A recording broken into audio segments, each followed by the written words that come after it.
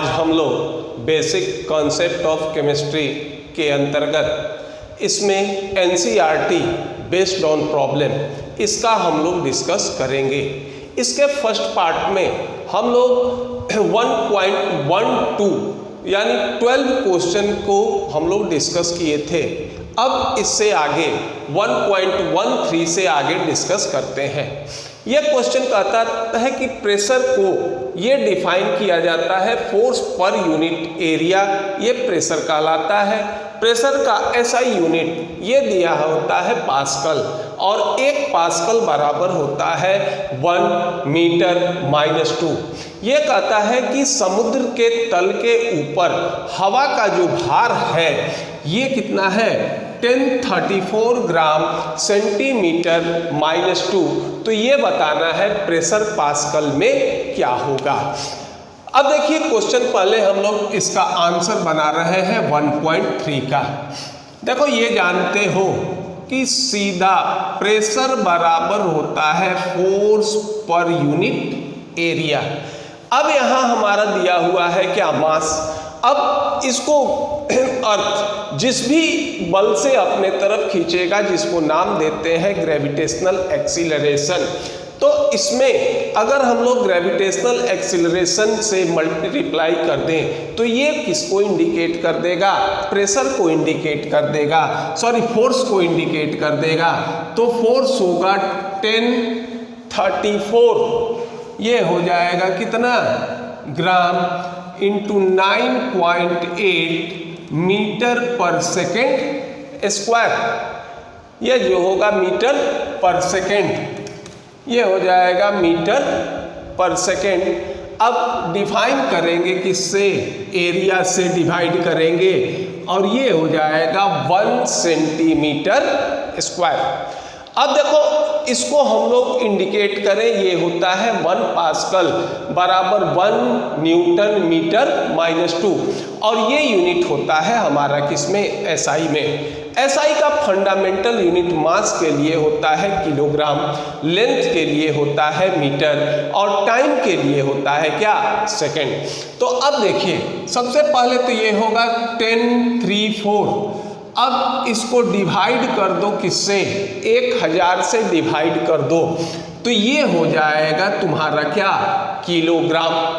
ठीक, ये हो जाएगा 9.8 मीटर पर सेकेंड ग्रेविटेशनल एक्सीलरेशन। अब सेंटीमीटर स्क्वायर को अगर मीटर स्क्वायर में परिवर्तित करें तो ये हो जाएगा क्या आपका 100 स्क्वायर और ये हो जाएगा आपका मीटर स्क्वायर। अब इसको अगर तुम सॉल्व करते हो तो ये आएगा 1.01332 इंटू 10⁵। देखिए ये हो गया किलोग्राम। अब 1 मीटर ऊपर है और 2 नीचे है तो ये क्या हो जाएगा, ये होगा मीटर इनवर्स सेकेंड इनवर्स, इतने के बराबर हो जाएगा।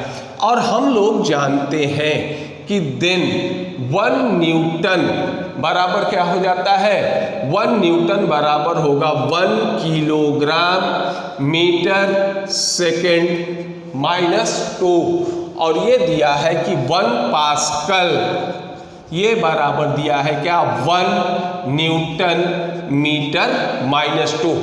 अब देखो न्यूटन का क्या हो गया, किलोग्राम मीटर s -2 और इसमें मल्टीप्लाई कर दो किससे, ये मीटर -2 तो ये हो जाएगा कितना, m-1 के बराबर हो जाएगा। तो 1 पास्कल बराबर होगा 1 किलोग्राम, ये हो जाएगा इस तरह से लिखो 1 किलोग्राम मीटर -1 सेकेंड इनवर्स, ये हो जाएंगे। क्योंकि देखो ये हो गया न्यूटन मीटर न्यूटन। अब इसको क्या करते हैं, ये हो गया n, क्या हो गया n, m-2 से मल्टीप्लाई करोगे तो ये हो जाएगा क्या 1 और -2 प्लस माइनस माइनस हो जाएगा, ये बराबर हो जाएगा किसके, -1 के बराबर हो जाएगा। और इस तरह ये वैल्यू रख दो तो पास्कल बराबर हो जाएगा, कितना हमारा आया था 1.013332 × 10⁵ kilogram metre inverse second inverse. ये हमारा क्या हो जाएगा, इसका आंसर हो जाएगा। नेक्स्ट क्वेश्चन है 1.14। देखिए 1.14 में ये कहता है क्वेश्चन कि what is the SI unit of mass. Mass का एसआई यूनिट क्या होगा, तो मास का एसआई यूनिट होता है क्या, किलोग्राम होता है। जिस तरह से लेंथ का एसआई यूनिट होता है मीटर, वेट का एसआई यूनिट होता है या मास का एसआई यूनिट होता है किलोग्राम। अब यह है कि 1 किलोग्राम क्या होता है। देखो सबसे पहला चीज तो ये है कि हमारे पास ऐसा कोई रेफरेंस नहीं था कि ये 1 किलोग्राम है, ये जो होगा 1 मीटर है। तो इसके लिए इंटरनेशनल संस्था ने एक मानक बनाया और ये मानक का हेड ऑफिस था कहाँ, ये था पेरिस। पेरिस में एक स्थान होता है जहाँ एक सीवेरस, यहाँ स्थान है पेरिस का जिसको नाम देते हो सेवेरस।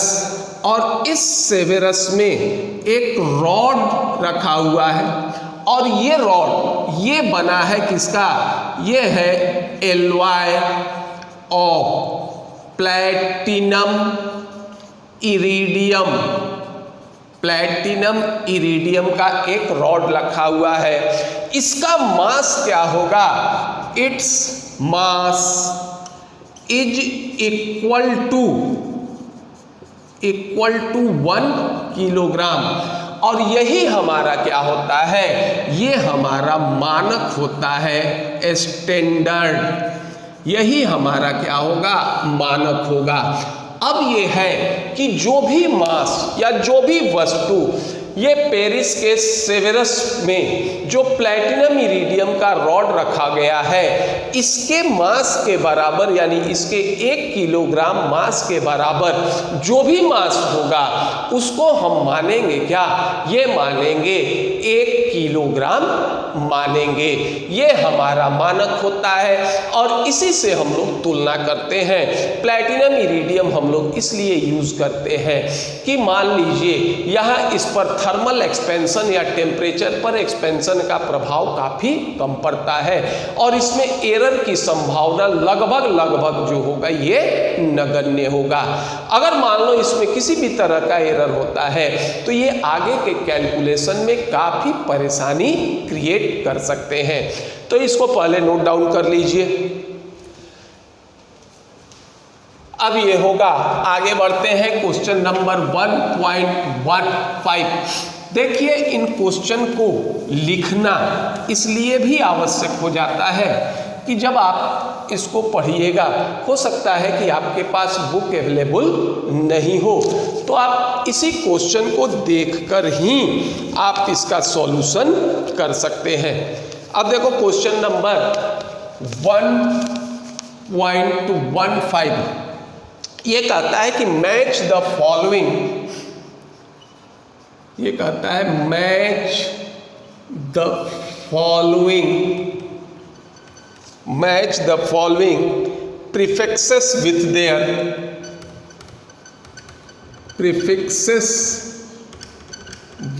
their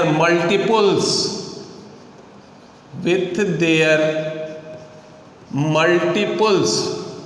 अब देखो ये है आपका प्रीफिक्सेस और ये हो गया आपका मल्टीपल्स। अब देखो पहले में दिया है माइक्रो, दूसरे में है डेका, तीसरे में है मेगा, चौथे में है गीगा, पांचवें में है फेम्टो और इधर दिया हुआ है 10 टू दी पावर 6, फिर है 10 to the power 9, 10 to the power -6, ये हो जाएगा 10 टू दी पावर -15 और ये हो जाएगा 10। अब इसको मैच करना है। देखो सीधा होता है, माइक्रो का मतलब होता है 10 टू दी पावर -6, इसको यहाँ मैच कर लो 10 टू द पावर -6। डेका का मतलब होता है क्या 10, ये हो गया कितने के बराबर 10। मेगा का मतलब होता है क्या 10 टू दी पावर 6, ठीक। गीगा का मतलब होता है 10 टू दी पावर 9 और फेम्टो का मतलब होता है 10 टू दी पावर -15। ये प्रीफिक्सेस होंगे और ये इसका मल्टीपल होगा। ये इस तरह से हम लोग इसको इंडिकेट करते हैं, माइक्रो 10 टू दी पावर -6। अब देखिए, अब अगर मान लो इसी तरह से डेका का मतलब होता है क्या 10, मेगा का मतलब होता है 10 टू दी पावर 6, गीगा का मतलब होता है 10 टू दी पावर 9, फेम्टो का मतलब होता है 10 टू दी पावर -15। अब चलिए नेक्स्ट है क्वेश्चन नंबर 1.16। ये कहता है कि what do you mean by significant number. ये कहता है कि सिग्निफिकेंट नंबर क्या है, या आप सिग्निफिकेंट नंबर से आप क्या समझते हैं। तो देखो ये सब न्यूमेरिकल नहीं बल्कि क्या है, ये सब्जेक्टिव क्वेश्चन है। सिग्निफिकेंट नंबर ये होता है कि जब हम लोग कोई एक्सपेरिमेंटल करते हैं, एक्सपेरिमेंट करें या कोई कैलकुलेशन करें तो इसके कुछ न कुछ क्या होते हैं, मान होते हैं, और ये वैल्यू या ये मान, मीनिंगफुल मान, इसी को हम लोग नाम देते हैं क्या, सिग्निफिकेंट नंबर कहते हैं। तो ये कह सकते हो कि meaningful digit that are known with certainty, ये कहलाता है क्या, ये सिग्निफिकेंट नंबर कहलाता है। तो सीधा ये कह सकते हो क्या, meaningful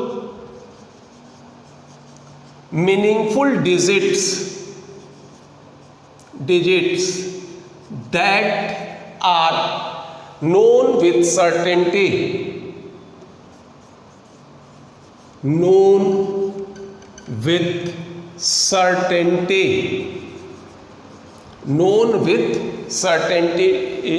this they indicate uncertainty in an experiment और कैलकुलेशन। ये हमको क्या कहते हो, ये कह सकते हो कि ये हमको कैलकुलेशन में अनसर्टेनिटी को भी जो होगा ये बताएगा। जैसे मान लो ये कह सकते हैं इन ए एक्सपेरिमेंट, मान लो कोई हम एक्सपेरिमेंट करते हैं, वैल्यू आ गया क्या 20.6, ये हमारा क्या होगा, वैल्यू आ गया हमारा मान लीजिए 20.6। तो ये देखो डेसिमल के बाईं तरफ जो संख्या होता है, यानी ये जो 20 है, ये 20 क्या होगा, ये बताएगा सर्टेन को, और ये जो 6 होता है ये वैल्यू बताएगा किसको, अनसर्टेन को। यानी यहाँ कुछ अनसर्टेनिटी आपका संभव हो सकता है, सर्टेनिटी संभव नहीं है। जो सर्टेन होगा वो क्या होगा 20, मान लो 20.5 हो सकता है, 20.7 हो सकता है। ये हमारा कहलाता है क्या, सिग्निफिकेंट नंबर कहलाता है। जब हम लोग इसको लिखते हैं तो देखिए ये एक ऐसा टॉपिक है कि जिसको आप कैलकुलेट करो तो कैलकुलेशन में ये ऑटोमेटिक अपने आप जो होगा ये क्लियर हो जाएगा। जैसे मान लो कोई ये लिख देता है, सपोज करो 0.0025, ठीक है। अब मान लीजिए कोई लिखता है 0.0025। अब इसमें कितने नंबर जो होंगे ये सिग्निफिकेंट होंगे। देखो इसमें जीरो का तो कोई अर्थ नहीं, इस जीरो का भी जो होगा कोई अर्थ नहीं है, सिर्फ क्या इंडिकेट करेगा। अब मान लीजिए इसके अब डेसिमल को हटाइए तो ये होगा 25 इंटू ये होगा 10 to the power sorry by 1 पर 4 शून्य, या हो गया 25 इंटू 10 टू द पावर -4, या ये भी कह सकते हो 25.00 इंटू 10 टू द पावर -4। तो यही जो वैल्यू है, ये वैल्यू हमारा क्या हो गया, सिग्निफिकेंट हो गया। तो इस तरह के कंडीशन में सिग्निफिकेंट नंबर कितने हो जाएंगे, ये सिग्निफिकेंट नंबर हो जाएंगे, इस स्थिति में 2 हो जाएंगे। तो इसको नोट डाउन कर लीजिए। अब आगे के क्वेश्चन में देखते हैं, ये 1.17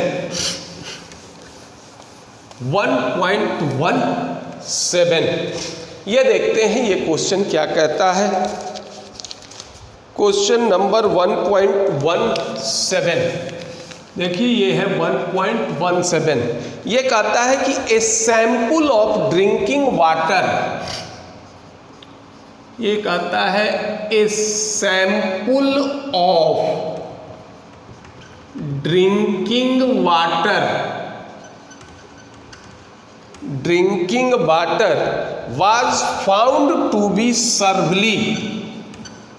was found to be severely contaminated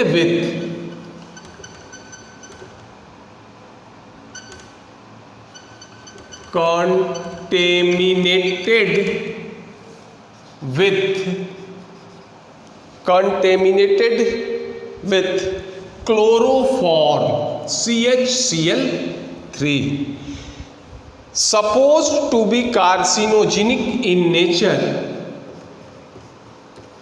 supposed to be carcinogenic in nature. The level of chloroform was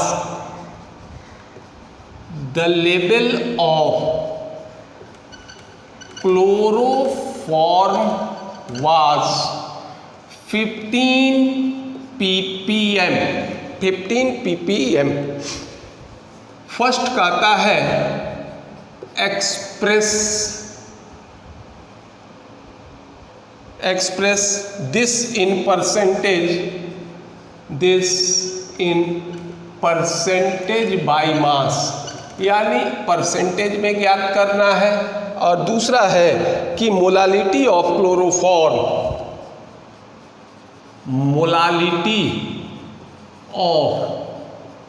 chloroform in solution. देखो ये कहता है कि एक पीने का पानी है, इसका एक सैंपल लिया गया और इस सैंपल में ये पाया गया कि ये प्रदूषित है, किससे, क्लोरोफॉर्म से प्रदूषित है। और ये क्लोरोफॉर्म ये कार्सिनोजेनिक नेचर के होते हैं। कार्सिनोजेनिक का मतलब होता है टू प्रोड्यूस कैंसर, जो कैंसर के प्रोड्यूस होने के लिए उत्तरदायी हो। और ये लेवल है 15 ppm। अब आपको इसको परसेंटेज बाय मास में बताना है और सॉल्यूशन की मोलालिटी भी बताना है। तो देखो ppm कहते हैं किसको, ppm कहते हैं कि mass of solute present in 10 to the power 6, यानी पर मिलियन सॉल्यूट का मास क्या होता है। तो देखो ये था हमारा क्या, ये होता है ppm बराबर ये होगा क्या, मास ऑफ सॉल्यूट बटा ये होता है mass of solution into 10 to the power 6। अब देखिए ये हमको निकालना है क्या, mass of solution into 10, mass of solution ये होता है आपका क्या, ppm के बराबर। अब देखो हमको निकालना है किसमें, ये निकालना है क्या, परसेंटेज। तो अब देखिए परसेंटेज बाय मास, देखो ये कहता है 15 ppm, यानी कितना होगा, 15 ग्राम होगा किसमें, 10 टू द पावर 6 में। ठीक है, अब परसेंटेज में क्या हो गया, 100 में कैलकुलेट करेंगे तो ये हो गया कितना 10 स्क्वायर, और इसको सॉल्व करोगे तो ये हो गया 1.5 इंटू 10 टू द पावर -3, ये हो जाएगा परसेंट। इतना परसेंट हो जाएगा कि आपका परसेंटेज बाय मास क्लोरोफॉर्म। अब देखिए दूसरा ये निकालना है मोलालिटी। मोलालिटी बराबर होता है पहले वेट ऑफ सॉल्यूट। अब परसेंटेज है तो इसका मतलब क्या हो गया, पर 100 यानी 1.5 इंटू 10 टू द पावर -3 इतना ग्राम क्लोरोफॉर्म किसमें पाया जाएगा, 100 ग्राम में। अब देखो जरा पहले ये निकाल लेते हैं, molecular weight of CHCl3, carbon का हो गया 12, हाइड्रोजन हो गया 1, क्लोरीन हो गया 35.5 इंटू 3। अब आप इसको सॉल्व कीजिएगा तो ये आएगा 119.5 ग्राम पर मोल। अब देखो ये हो गया 119.5, ये हो गया क्या, मोल ऑफ सॉल्यूट। इसको मोलालिटी में क्या काउंट करेंगे, 1000 ग्राम या 1 किलोग्राम सॉल्वेंट में किसी सॉल्यूट का कितना मोल है, ये हो गया 1000। ये है हमारा क्या, सॉल्यूट। सॉल्यूशन हो गया कितना, 100 में से सॉल्यूट को घटा दें तो ये आ जाएगा आपका सॉल्वेंट। अब इसको क्या करो, इसको कैलकुलेट करोगे तो ये आएगा 1.25 इंटू 10 टू द पावर -4, ये हो जाएगा क्या, ये हो जाएंगे इसकी मोलालिटी। अब है क्वेश्चन नंबर 1.18। ये कहता है express the following figure, express the following figure in the scientific notation, in the scientific notation। देखो कुछ संख्या दिया जा रहा है, इसको साइंटिफिक नोटेशन में यह है 0.0048, दूसरा ये होता है 234000, तीसरा ये होता है कि 8008, चौथा ये होगा 500.5 और छठा ये दिया हुआ है आपका 6.0012। अब देखो साइंटिफिक नोटेशन में हम लोग करते हैं क्या कि मान लो संख्या का तो कोई ये नहीं है, 1 डिजिट 2 डिजिट 3 डिजिट 4 डिजिट कितने भी डिजिट का हो सकता है, या डेसिमल के पहले भी हो सकता है, डेसिमल के बाद भी हो सकता है। तो डेसिमल के पहले के जो डिजिट होते हैं उसको पूर्ण रूप से हम लोग लिखते हैं, लेकिन डेसिमल के बाद जो डिजिट होते हैं, डेसिमल के बाद जो डिजिट होंगे इनको हम लोग सामान्यतः 2 या 3 डिजिट तक लिखते हैं। और डेसिमल क्या करेंगे, डेसिमल के बाद सिर्फ 1 अंक लिखेंगे और बाकी क्या करते हैं 10 का एक्सपोनेंट या पावर हम लोग लिखते हैं। जैसे देखिए अब यह है पहला दिया गया है 0.0048। अब इस डेसिमल को यहाँ लाओ, क्योंकि अंक के 1 अंक बाद यहाँ अगर डेसिमल रखोगे कोई वैल्यू नहीं है, यहाँ रखोगे कोई मतलब नहीं है, यहाँ रखते हैं तो ये देखिए ये हो गया 4.8 इंटू इस 0 का भी वैल्यू है, ऐसा नहीं है कि 0 का वैल्यू नहीं है, ये 0 का भी वैल्यू होगा तो 1 2 3 ये हो गया इंटू 10 टू द पावर -3, ये होगा इसका साइंटिफिक नोटेशन। अब देखिए ये हो जाएगा 234000। अब देखिए इन सारे 0 का मतलब है यूनिट हो गया, 10 हो गया, 100 हो गया।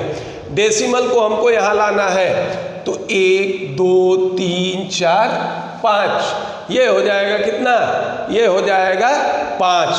तो अब ये हो गया कितना 2.34 इंटू 10⁵, ये हो गया साइंटिफिक नोटेशन। तीसरा इसका ले लो 8008, देखो 3 पे आएगा 8.008 इंटू 10⁻3, ठीक है। अब देखिए चौथा ये है 500.5। अब देखो डेसिमल को इस तरफ एक अंक के बाद लाओ, 005 इंटू 10⁻, क्या हो जाएगा 2। और छठा देखो 6 क्या है, 6.0012, ये ऑलरेडी आपका देखिए डेसिमल, ये क्या होगा एक अंक के बाद रखा गया है, ये आपका स्वतः क्या है, ये एक्सपेरिमेंटल या ये कहो साइंटिफिक नोटेशन में लिखा हुआ है। तो पहले इसको नोट डाउन कर लीजिए। ये हो गया आपका क्वेश्चन नंबर 1.18। देखो ये साइंटिफिक टर्म में लिखना, नंबर ऑफ सिग्निफिकेंट नंबर लिखना, ये जो होंगे ये हम लोग जब केमिकल कैलकुलेशन करते हैं तो ये ऑटोमेटिक लिखे जाते हैं। इनके नियम को अगर आप ध्यान में रखिएगा तो नियम से हो सकता है कि क्या होता है, ये गलत हो जाए। तो जनरली ये अपने आप इसका इस ढंग से प्रैक्टिस हो जाता है कि आप स्वतः लिख देते हैं। जैसे मान लो एक एग्जाम्पल ये देते हैं कि अगर आपको कहे कि आप नमक या सोडियम क्लोराइड का सॉल्यूशन बनाइए, तो आप सीधा कीजिएगा क्या कि सोडियम क्लोराइड को जल में घुला दीजिएगा। जबकि आपको किसी ने ये नहीं कहा कि आप सोडियम क्लोराइड को जल में ही घुलाइए, सॉल्यूशन बनाइए। हमारे पास सैकड़ों के संख्या में सॉल्वेंट उपस्थित हैं, तो उस स्थिति में वाटर हमारा यूनिवर्सल होता है, इसको कहने की जरूरत नहीं होगी। तो अगर मान लीजिए आप साइंस पढ़ते हैं तो इस तरह के कैलकुलेशन या इस तरह के नोटेशन ये आप स्वतः जो होगा ये लिख दीजिएगा। नेक्स्ट क्वेश्चन है क्वेश्चन नंबर 1.19। ये है 1.19। ये कहता है कि how many significant figure are, how many significant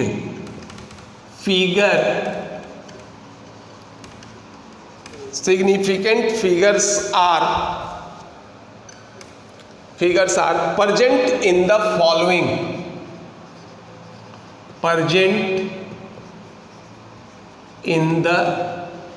following, देखो ये है फर्स्ट दिया है आपका 0.0025। देखिए इसका ये दोनों नहीं रहेगा, इसका सिग्निफिकेंट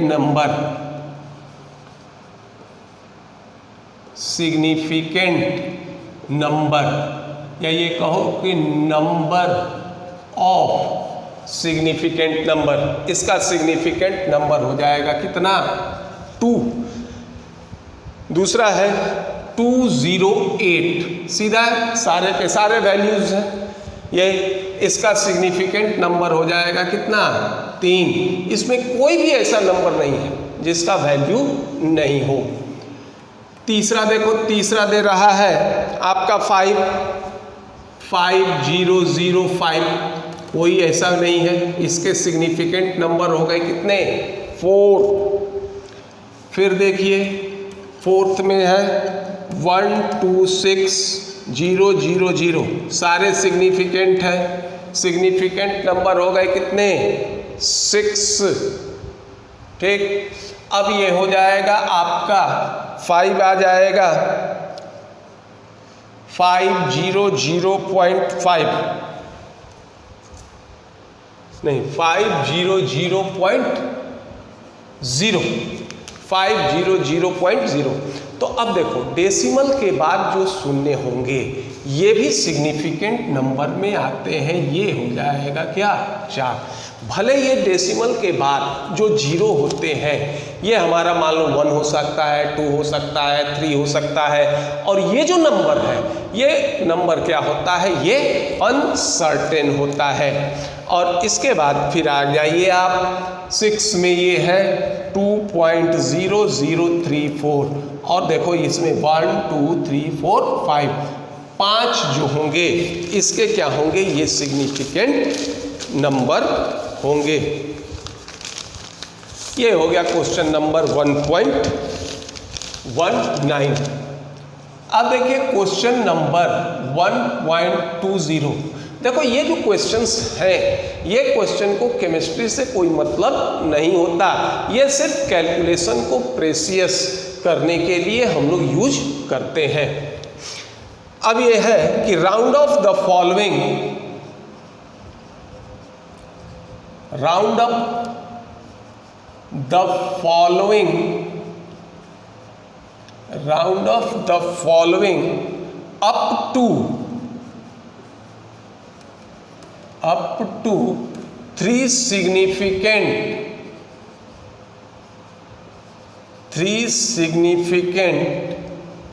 फिगर्स।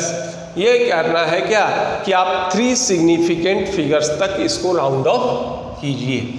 पहला है 34.216, दूसरा है आपका 10.4107, ठीक है।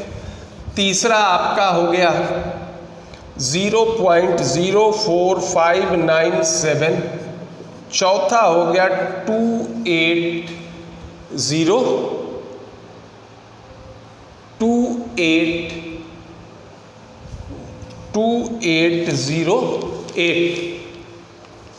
ये चौथा है आपका 2808 नहीं है, ये चौथा है आपका 2810। अब देखो इसको जो होगा 3 सिग्निफिकेंट नंबर तक राउंड अप करना है। देखिए राउंड अप जो हम लोग करते हैं, इस क्वेश्चन को छोड़ दो तो यूनिट पे भी करते हैं, 10 पे भी करते हैं, 100 पे भी करते हैं, 1/10 पे भी करते हैं, 100 पे भी करते हैं। नियम ये होता है कि अगर 5 या 5 से कम होता है संख्या, तो हम लोग क्या करते हैं, इसको एलिमिनेट कर देते हैं। और अगर 5 या 5 से अधिक होता है तो हम लोग इसको क्या करेंगे, ये क्या करेंगे, जैसे मान लो 0.6 है तो इसको क्या कर देंगे, 7 कर देंगे या एक संख्या बढ़ा देते हैं। लेकिन इसमें देखिए कह रहा है कि 3 ही ये लेके चलना है सिग्निफिकेंट फिगर। इसमें सिग्निफिकेंट संख्या कितनी हो जाएगी, ये हो जाएगा 3, 2 और 3 5, तो 3 तक इसको राउंड ऑफ करना है, तो ये हो गया 34.2। अब देखिए इसमें सारे के सारे सिग्निफिकेंट हो गए, तो ये हो गए 10.4। यहाँ भी नंबर ऑफ सिग्निफिकेंट कितना हो गया, ये हो जाएगा कितना, 4। अब देखिए ये हो गया 0.479। अब यहाँ देखिए ये 0. इस 0 को सिग्निफिकेंट नहीं मानते हैं, ये हो गया 1 2 9 है तो क्या कर देंगे, 9 है तो क्या कर देंगे, ये हो जाएगा 0, ये हो जाएगा 10, तो ये 10 हो जाएगा, तो ये हो जाएगा आपका कितना 6 और ये हो जाएगा 0। अब यहाँ देखिए ये हो जाएगा कितना 2810। ये हो गए क्या, ये हो गए इसके आपके significant number. Up to 3 round off जो होगा ये कर देते हैं। ये हो जाएगा क्वेश्चन नंबर 1.20। अब देखते हैं आगे, पहले इसको नोट डाउन कर लीजिए। ये हो गया 1.20। अब देखते हैं 1.21। अब ये है क्वेश्चन नंबर 1.21। अब देखो पहले इसके क्वेश्चन को लिखते हैं 1.21। ये आपको क्या कहता है, कहता है कि the following data, the following data are obtained are obtained when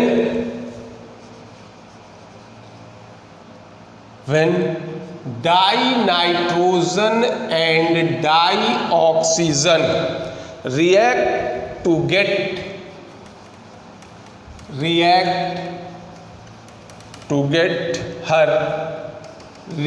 together to form different compound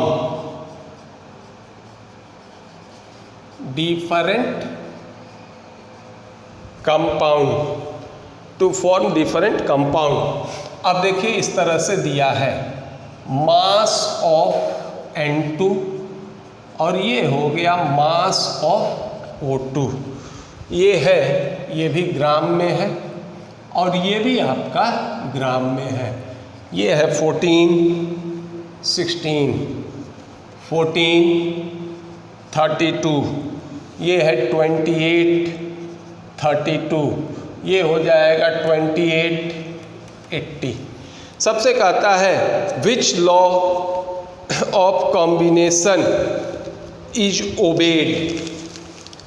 पहला कहता है which law of combination is obeyed.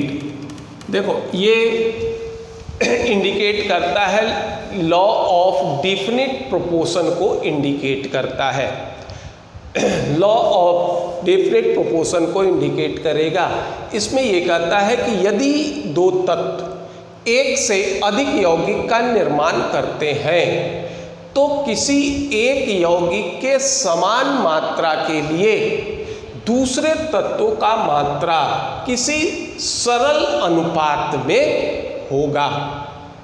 अब लॉ ऑफ केमिकल कंपोजिशन हो गया, लॉ ऑफ डेफिनिट प्रोपोर्शन हो गया, लॉ ऑफ रेसिप्रोकल प्रोपोर्शन हो गया, लॉ ऑफ मल्टीपल प्रोपोर्शन हो गया। ये सारे केमिकल कॉम्बिनेशन के नियम है।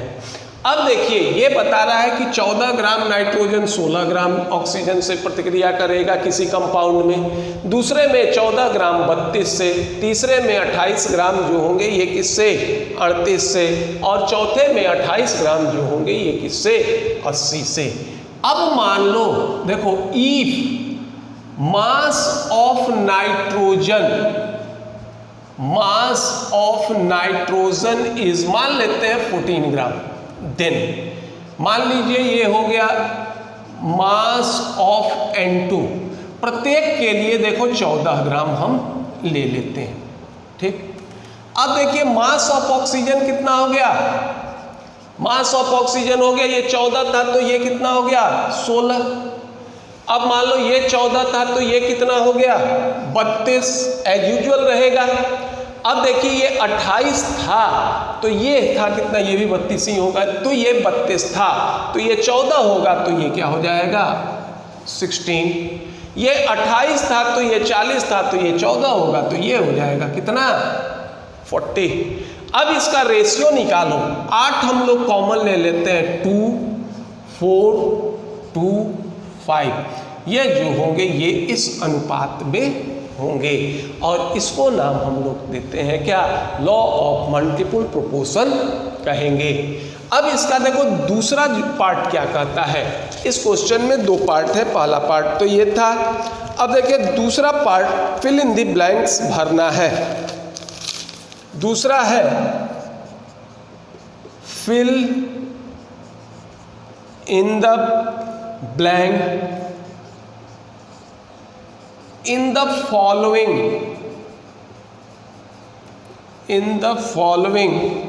conversation।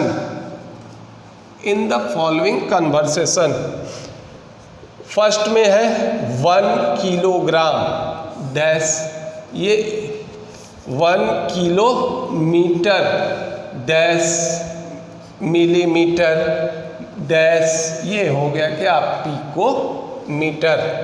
देखिए दूसरा है 1 मिलीग्राम, ये हो जाएगा क्या किलोग्राम, ये हो जाएगा नैनोग्राम। तीसरा ये कहता है 1 मिलीलीटर, ये हो गया लीटर, ये हो गया dm क्यूब। अब देखिए, अब 1 किलोग्राम, ठीक, 1 किलोमीटर, ये कितने, 1000 मीटर बराबर होता है क्या, 1 किलोमीटर, ठीक है। और 1000 मिलीमीटर बराबर होगा कितने के, 1 मीटर के। तो 10 to the power 3 into 10 to the power 3 ये हो जाएगा कितना, 10 टू द पावर 6। और ये होता है कितने के बराबर, 10 टू द पावर 15 पिकोमीटर के बराबर होगा। अब देखिए मिलीग्राम, मिलीग्राम से आएगा कहाँ, ग्राम, ग्राम से आएगा कहाँ, किलोग्राम। तो 1000 ग्राम बराबर 1000 मिलीग्राम बराबर होगा 1 ग्राम, और 1000 ग्राम बराबर होगा 1 किलोग्राम। तो ये हो जाएगा, ठीक, इसका उल्टा, ये हो जाएगा 10 टू द पावर -6। नैनो का मतलब होता है कितना, नैनो का मतलब होता है 10 टू द पावर -9 ग्राम। तो ये हो जाएगा आपका 10 टू द पावर 6 नैनोग्राम, क्योंकि मिली का मतलब 3 तो हो ही गया। 1 मिलीलीटर बराबर कितना लीटर होगा, 1 मिलीलीटर बराबर होगा 10 to the power -3, 10 to the power -3। और डीएम क्यूब, डीएम क्यूब ये भी होता है कितने के बराबर, लीटर के बराबर। तो ये हो जाएंगे कितना, ये भी हो जाएंगे 10 टू द पावर -3 के बराबर। ये होगा आपका क्वेश्चन नंबर 1.21। इसको नोट डाउन कर लीजिए। अब आगे बढ़ते हैं कि क्वेश्चन नंबर 1.22। देखो इसमें कुछ क्वेश्चंस ऐसे हैं जिनको केमिस्ट्री से कोई लेना देना नहीं है, सिर्फ ये आपको केमिकल कैलकुलेशन में मदद करेंगे, और वो भी केमिकल कैलकुलेशन को परफॉर्म करने में नहीं, बल्कि सिर्फ इसके आंसर को लिखने में, जिसको आप प्रेसियस ढंग से एक्सप्रेस कर सकते हैं। जैसे मान लो सिग्निफिकेंट नंबर हो गया, साइंटिफिक नोटेशन हो गया, इसके अलावे इनका कोई वैल्यू नहीं होगा। परंतु इसके और भी इसमें क्वेश्चंस है, जैसे मान लीजिए 1.22, देखो 1.22, क्वेश्चन नंबर 1.22, ये देखो कहता है कि if the speed of light, if the speed of light, ये दे रहा है 3.0 into 10 to the power 8 metre पर second. Calculate the distance, calculate the distance travelled by light, calculate the distance travelled by light in 2.00 nanosecond. कहता है कि speed of light है 3.0 into 10 to the power 8 metre पर second. तो ये कहता है कि calculate the distance travelled bye 2.00 nano second, यानी 2.00 नैनो सेकेंड में तय की गई दूरी। तो देखो 1 नैनो सेकेंड बराबर होता है 1 इंटू 10 टू द पावर कितना, नैनो का मतलब होगा कितना, ये 9, 10 टू द पावर 9 सेकेंड। ये हो जाएगा आपका 1 नैनो सेकेंड बराबर हो जाएगा 1 into 10 to the power -9 second. तो ये हो जाएगा 2.00, ये हो जाएगा 1 into 10 to the two, sorry, तो ये होगा 2 into 10 to the power -9 second, ठीक है। अब स्पीड ऑफ लाइट कितना हो गया, ये हो जाएगा स्पीड ऑफ लाइट, ये हो जाएगा 3.0 into 10 to the power 8 metre पर सेकेंड। अब देखिए डिस्टेंस बराबर क्या हो जाएगा, डिस्टेंस बराबर हो जाएगा स्पीड इनटू टाइम। ये हो जाएंगे speed into time.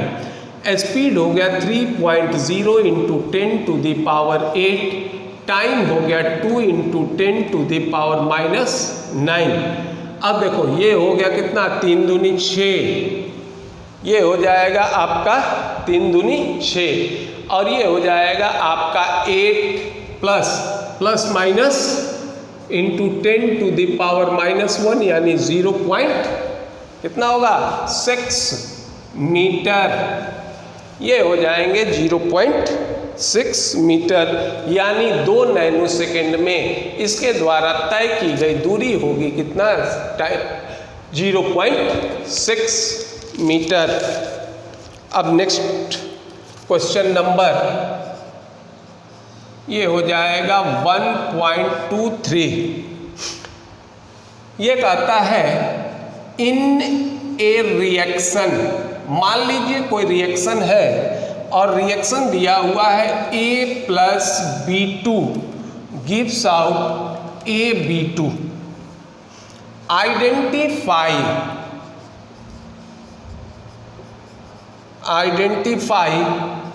The limiting reagent. Identify the limiting reagent if any in the following, if any in the following mixture, any in the following mixture। देखो फर्स्ट कह रहा है 300 atom A plus 200 molecule B। दूसरा कह रहा है 2 मोल A plus 3 mole B। तीसरा कह रहा है 100 atom of A plus 100 molecule of B। इसके बाद फोर्थ कह रहा है 5 मोल A प्लस 2.5 मोल B, और 5 कह रहा है 2.5 मोल A प्लस 5 मोल B। देखिए पहले क्वेश्चन नंबर 1.22 आप नोट कर लीजिए, क्योंकि मैं इसे हटा रहा हूँ। 1.22 नोट कर लीजिए, तब इसको हम लोग आगे बनाते हैं। अब देखिए लिमिटिंग रिएजेंट कहते हैं किसको, अगर मान लो किसी भी रिएक्शन में मोर देन 1 रिएक्टेंट हो, तो उस स्थिति में जब हम इनको प्रतिक्रिया कराएं तो जो रिएक्टेंट पूर्ण रूप से समाप्त हो जाता है उसको नाम देते हैं क्या, लिमिटिंग रिएजेंट कहते हैं। अब इसके आंसर को जरा आप देखिए, यह है A + B2 gives out AB2। अब देखिए 1 मोल, ये हो गया क्या 1 मोल, और ये भी हो जाएगा क्या 1 मोल, यानी 1 मोल A 1 मोल B2 से प्रतिक्रिया करेगा और 1 मोल AB2 का फॉर्मेशन करेगा। अब यहाँ ये देखो A जो है इसका एटॉमिक फॉर्म और मॉलिक्यूलर फॉर्म दोनों सेम है, या ये कह सकते हो कि A जो होगा ये मोनो एटॉमिक मॉलिक्यूल है, इसके एक मॉलिक्यूल में एक ही एटम है। अब देखिए सबका क्या है, बराबर है। फर्स्ट कंडीशन क्या दे रहा है, देखो फर्स्ट कंडीशन दे रहा है 300 एटम A और 200 मॉलिक्यूल B, तो A का एटॉमिक फॉर्म और मॉलिक्यूलर फॉर्म दोनों जो होंगे ये समान होंगे। तो अब देखिए ये अगर 300 है तो B को चाहिए था कितना 300, अब B हमारे पास कितना है 200, तो ये पूरा का पूरा प्रतिक्रिया नहीं करेगा। तो B अगर मान लो हमारा 200 है तो A भी हमारा कितना ही होना चाहिए, B से प्रतिक्रिया करने के लिए 200 एटम होना चाहिए, जबकि है हमारे पास कितना 300। तो पहले कंडीशन में B जो होंगे ये हो जाएंगे क्या आपके लिमिटिंग रिएजेंट हो जाएंगे। अब इसी तरह से देखो दूसरा कंडीशन देखिए, 2 मोल A और 3 मोल B, देखिए दोनों का मोल समान है, तो 2 मोल A को प्रतिक्रिया करने के लिए 2 मोल B की आवश्यकता होगी, है हमारे पास कितना 3 मोल, तो नेचुरल है कि 2 मोल A पूर्ण रूप से प्रतिक्रिया कर जाएगा। लेकिन अगर B के रेस्पेक्ट में देखोगे तो 3 मोल B को प्रतिक्रिया करने के लिए 3 मोल A की आवश्यकता होगी, और है हमारे पास कितना 2 मोल। तो इस तरह से इस सेट में या इस मिक्सचर में A पूर्ण रूप से क्या हो जाएगा, समाप्त हो जाएगा। तो इस स्थिति में A हमारे क्या हो जाएंगे, ये हो जाएगा लिमिटिंग रिएजेंट। देखो लिमिटिंग रिएजेंट ये कांस्टेंट नहीं होता, फिक्स नहीं होता, ये निर्भर करता है किस पर, ये निर्भर करेगा कि ये जो मिक्सचर दिया जा रहा है इसमें किसकी मात्रा क्या है। ये नहीं कि अगर मान लो B लिमिटिंग रिएजेंट है तो ऑलवेज किसी भी मात्रा के लिए B लिमिटिंग रिएजेंट हो जाए, ऐसा नहीं होगा, ये मात्रा के अनुसार बदलते रहते हैं। देखिए तीसरा कहता है 100 atom of A and 100 molecule of B, दोनों हमारा क्या है समान है, तो जितना A चाहिए उतना B। तो ये कह सकते हो कि तीसरे के केस में क्या होगा, नो लिमिटिंग रिएजेंट, कोई लिमिटिंग रिएजेंट नहीं होगा। और चौथे के केस में देखो 5 मोल A 2.5 मोल B, तो जितना A उतना B चाहिए, 5 मोल A है तो इसको प्रतिक्रिया करने के लिए 5 मोल B चाहिए, तो हमारे पास 2.5 मोल है, तो पूरा का पूरा A रिएक्ट नहीं करेगा, तो यहाँ फिर क्या हो जाएगा, ये हो जाएगा आपका B हो जाएगा लिमिटिंग रिएजेंट। और पांचवा मिक्सचर का कंडीशन ये है कि 2.5 मोल A 5 मोल B से प्रतिक्रिया करेगा, तो 2.5 मोल A को प्रतिक्रिया करने के लिए 2.5 मोल B की आवश्यकता होगी, जबकि हमारे पास कितना मोल है 5 मोल, तो नेचुरल है कि 2.5 मोल A जो होंगे ये पूर्ण रूप से प्रतिक्रिया कर जाएंगे। तो इस सेट में या इस मिक्सचर में A हमारा क्या होगा, लिमिटिंग रिएजेंट होगा। तो पहले के केस में B, दूसरे में A, तीसरे के केस में कोई लिमिटिंग रिएजेंट नहीं होगा, चौथे में B होगा, और पांचवें में हमारा क्या होगा, A हमारा लिमिटिंग रिएजेंट होगा। तो इसको नोट डाउन कर लीजिए पहले।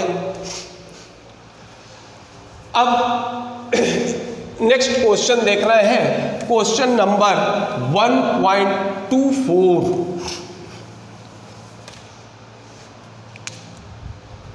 क्वेश्चन नंबर 1.24 ये कहता है, question number 1.24, dinitrogen and die oxygen,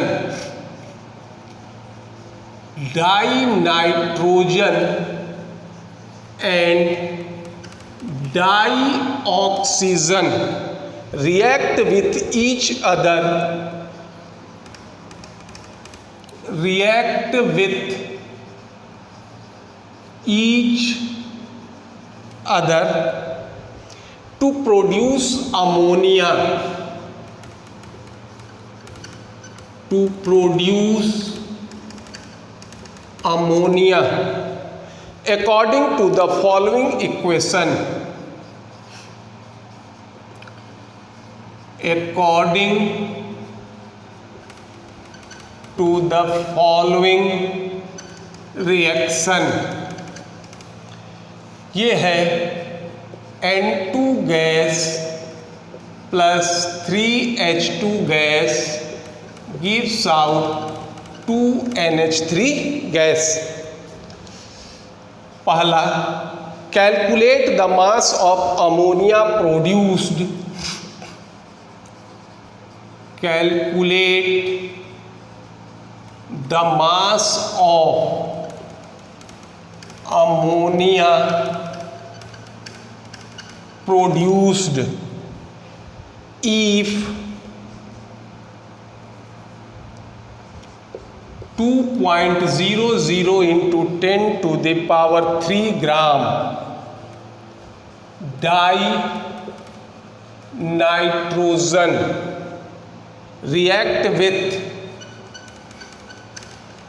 reacts with 1.00 into 10 to the power 3 gram dihydrogen. दूसरा कह रहा है will any of the two reactant remain unreactant if नहीं will any of the two reactant remain unreacted remain unreacted. Third, if yes,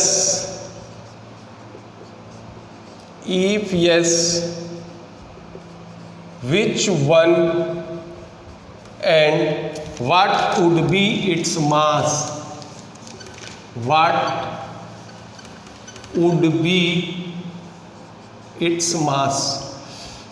देखो ये कहता है कि डाई नाइट्रोजन और डाई ऑक्सीजन, नाइट्रोजन और डाई हाइड्रोजन मिलकर अमोनिया का निर्माण करते हैं।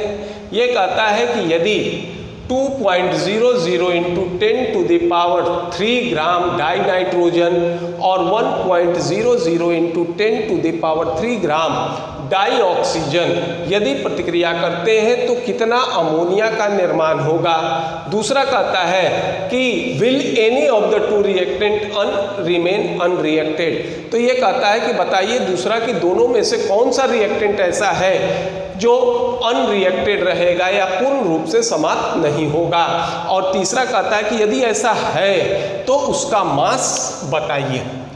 अब देखो ये था हमारा रिएक्शन है आपका, देखिए N2 gas plus 3H2 gas gives out 2NH3 gas. अब देखिए ये हो गया क्या 1 मोल, ये हो गया क्या आपका 3 मोल, ये हो गया 2 मोल। ये जानते हो कि 1 मोल किसी भी चीज के मॉलिक्यूलर वेट के बराबर होगा। तो 1 मोल नाइट्रोजन हो गया कितना 28 ग्राम। ये हो जाएगा 1 मोल हाइड्रोजन हो जाएगा कितने के बराबर, ये बराबर होगा 2 ग्राम। तो 3 मोल हाइड्रोजन हो जाएगा कितना 6 ग्राम। और ये हो जाएगा नाइट्रोजन हो गया 14 और हाइड्रोजन हो गया 3, 14 और 3 17। 1 मोल अमोनिया होगा 17 ग्राम के बराबर। तो 2 मोल अमोनिया हो जाएगा कितना 34 ग्राम के बराबर। अब यह है कि ये कहता है कि 28 ग्राम नाइट्रोजन 6 ग्राम ऑक्सीजन से रिएक्ट करेगा और 34 ग्राम अमोनिया बनाएगा। अब आपको कहता है कि आप फर्स्ट में देखिए कि ये नाइट्रोजन है आपका कितना 2.00 into 10 to the power 3 gram, ये है 1.00 into 10 to the power 3 gram. ये आपको बनाना। अब सबसे पहले इसमें देखो लिमिटिंग रिएजेंट खोजेंगे। अब 10 टू द पावर 3 और 10 टू द पावर 3 इसका मतलब क्या होगा, ये किलोग्राम में है। तो सीधा कहो कि 28 ग्राम को प्रतिक्रिया करने के लिए नाइट्रोजन को चाहिए था कितना हाइड्रोजन 6 ग्राम। ठीक, तो नाइट्रोजन और हाइड्रोजन में क्या है कितना, नाइट्रोजन अगर मान लीजिए 28 है तो हाइड्रोजन 6 है। तो नाइट्रोजन अगर 1 होगा तो ये होगा कितना 28/6 और नाइट्रोजन अगर 2 होगा तो ये कितना हो जाएगा इंटू 2। ये हो गया 2 से 3 बार में कैंसिल हो जाएगा, 3 से अगर काटते हो तो ये हो जाएगा 9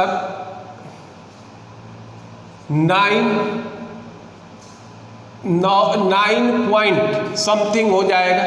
ये हो जाएगा क्या 9 पॉइंट समथिंग हो जाएगा। तो ये होगा हाइड्रोजन की मात्रा। हाइड्रोजन हमारा कितना हो जाएगा, ये हो जाएगा 1। इसका सीधा मतलब है कि हाइड्रोजन पूर्ण रूप से समाप्त नहीं होगा। देखिए दूसरा तरीका ये होता है, ये हो गया 28, ये हो गया 6, लगभग ये 1 है तो ये हो गया कितना 4.5 लगभग। तो ये अगर मान लीजिए ये हमारा क्या है, ये 1 किलोग्राम है, तो नाइट्रोजन हमारा कितना चाहिए, लगभग 4.5 किलोग्राम है हमारे पास। कितना ये है हमारे पास 2 ग्राम। तो इसका सीधा मतलब है कि हाइड्रोजन पूर्ण रूप से समाप्त नहीं होगा। तो इस मिक्सचर के लिए ये हो जाएगा आपका लिमिटिंग रिएजेंट हो जाएंगे क्या, नाइट्रोजन। ठीक, अब नाइट्रोजन से कैलकुलेट करोगे तो क्या है, 28 ग्राम कितने में को देगा, 6 को, इसलिए 1 में, इसलिए 10 to the power 2 into 10 to the power 3 gram. देखो ये ग्राम हो गया तो सीधा सीधी ये लिख सकते हो, ये हो जाएगा आपका 34/28 into 2.00 into 10 to the power 3 gram. ये हो जाएगा क्या आपका, ये हो जाएगा अमोनिया। इसको अगर सॉल्व करोगे तो ये आएगा 2.42857 इंटू 10 टू द पावर 3 ग्राम। देखिए ये मात्रा हो जाएगा किसका, अमोनिया का। दूसरा देखो, अब ये कहता है कि will any of the reactant, तो लिमिटिंग रिएजेंट हो जाएगा क्या, नाइट्रोजन। तो जब लिमिटिंग रिएजेंट नाइट्रोजन है तो नाइट्रोजन पूर्ण रूप से समाप्त हो जाएगा। तो कौन सा बचेगा, अनरिएक्टेड बचेगा क्या, डाईहाइड्रोजन। ये होगा क्या, डाईहाइड्रोजन हमारा अनरिएक्टेड होगा। अब देखिए ये कितना बचेगा, नाइट्रोजन और हाइड्रोजन इसका मात्रा इतना है। तो ये हो जाएगा, सबसे पहले ये निकाल लो कि हाइड्रोजन रिएक्टेड, ये कैसे निकालेंगे। देखिए अमोनिया में नाइट्रोजन पूरा का पूरा समाप्त हो गया, 2.00 इंटू 10 टू द पावर 3।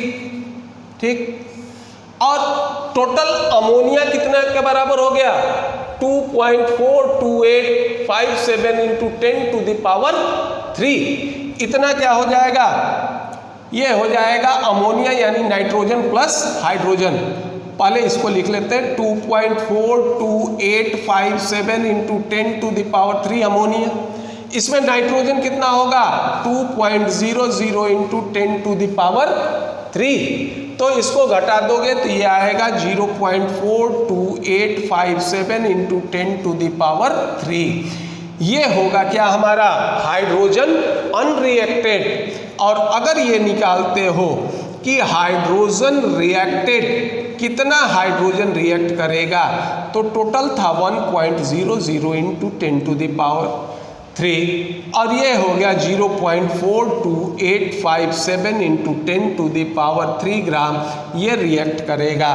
तो इसको अगर घटा दीजिए तो ये आ जाएगा आपका 0.57143 0.57143 इंटू 10 टू द पावर 3 ग्राम, यानी इतना ग्राम हमारा हाइड्रोजन अनरिएक्टेड होगा। तो पहला ये होगा कि 2.42857 into 10 to the power 3 gram ammonia बनेगा।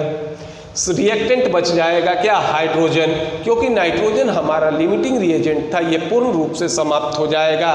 0.42857 into 10 to the power 3 gram hydrogen react करेगा। रिमेन जो हाइड्रोजन बचेंगे इसका मास होगा 0.5743 इंटू 10 टू द पावर 3। तो ये होगा आपका क्वेश्चन नंबर 1.24। अब आगे के जो नेक्स्ट क्वेश्चंस हैं इनको हम लोग नेक्स्ट पार्ट में देखेंगे। तो अगर आपको ये वीडियो पसंद आए तो इसको लाइक कीजिए, सब्सक्राइब कीजिए। धन्यवाद।